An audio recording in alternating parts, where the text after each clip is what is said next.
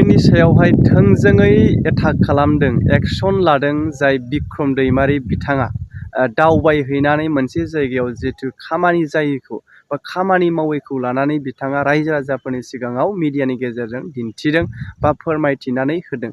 आरो लोगोसे EM रनजित बसुमतारिनि सायावबो थोंजोङै बिथाङा एक्सन लानाय खामानिखौ जोङो नुनो मोननाय जादों।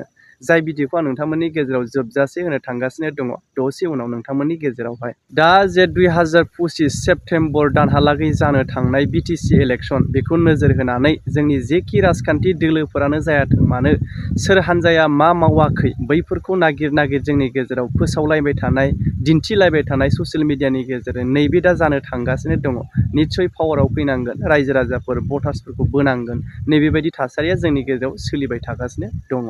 गोलावथार बाथ्रा बुङा मानगोनां रायजो राजाफोर, नोंथांमोना नैबे भिडिअखौ जोबजासे नायनायनि गेजेरजों मोन्दांथिखौ फोरमायहर। दिनै जोङो नेवनाय रेन्जनि आन्दाराव नैबे गितिबारि अन्थाइ बालानि कुवारियाव जों दंफैयो।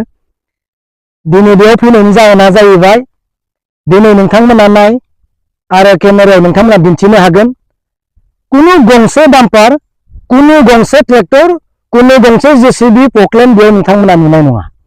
बेयाव JCB डाम्पार नुयि माने बिनि ओंथियानो जाहैबाय कुनु बालि अन्थाइ बिनिफ्राय साप्लाय जायाखै। आरो बे समस्याया दिनैनो खोथा नङा, गोबाव समनिफ्रायनो उदालगुरि डिस्ट्रिक्टआव बेसेबांखि अन्थाइ बालानि कुवारिफोर दङ सब गासैबो बन्द, साइलेन्ट, जेबो डेभेलपमेन्टनि खामानि मावनो हायाखै, जेबो दिनै न'खरावबो अन्थाइ रोगानो हायाखै, सासे व्यक्तिगतआ अन्थाइ नांगौब्लाबो बालि नांगौब्लाबो बल्डार नांगौब्लाबो रोगानो हायाखै। आनखि प्रमद बर' बिथांनि गभर्नमेन्टआव उदालगुरि डिस्ट्रिक्टआव जेसेबां डेभेलपमेन्टनि खामानि मावनो गोनां दङ गासैबो स्तब्ध, साइलेन्ट। मानो थाखाय अन्थाइ बालिया दिनै स्टप जानानै दङ, रावबो रोगानो मोनाखै आरो बे रावबो रोगानोबो हाया। मानो होननानै बुङोब्ला सासे नेशनेल ग्रिन ट्रिब्युनेल इस्टार्न जन ब्रान्च कलकाता सासे आतानु बरठाकुर होननाय सासे व्यक्तिया बे उदालगुरि डिस्ट्रिक्टनि जेसेबां अन्थाइ महलफोर दङ बेखौ केस होनानै दोननाय जादों। बेनि थाखाय दिनै बे गासैबो महलफ्रा बन्द जानानै दङ।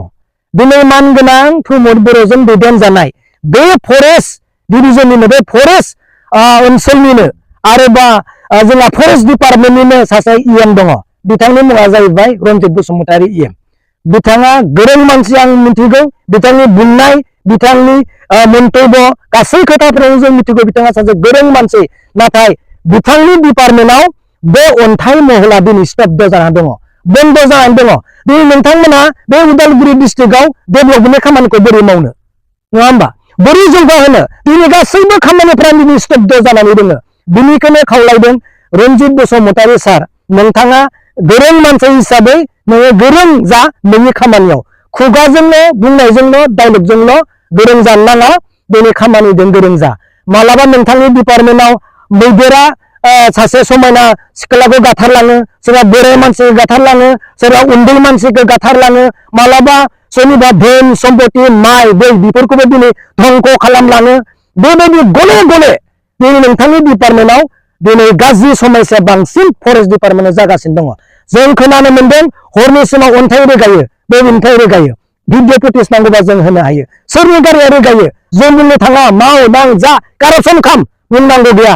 नाथाय पाब्लिकनि डेभेलपमेन्टखौ रुट खालामनाय, बन्द खालामनाया दिनै जोंनि थाखाय दुखु गोनां खोथा। हु इज बे आतानु बरठाकुरा सोर? दिनै नोंथांनि डिपार्टमेन्टआव बन्द खालामनानै बिथाङा सोर? नोंथाङा दिनै डिपार्टमेन्टखौ मोजाङै सालायनो हानो हायाखै। प्रमद बर' बिथाङा डिपार्टमेन्टखौ मोजाङै सालायनो हादोंना हायाखै? डाइलग आरो नोंथांमोननि बिबुंथियानो दिनै फोरमायो नोंथांमोना गासैबो फेलार जानानै दङ। दिनै आं गोबां बुंनो सानाखै, बेखौनो आङो दिनै रायजोनो फोरमायदों। गोजान गोजाननाय गंसेबो डाम्पार, गंसेबो ट्रेलार, गंसेबो JCB नोंथांमोना बे देशआव नुनाय नङा।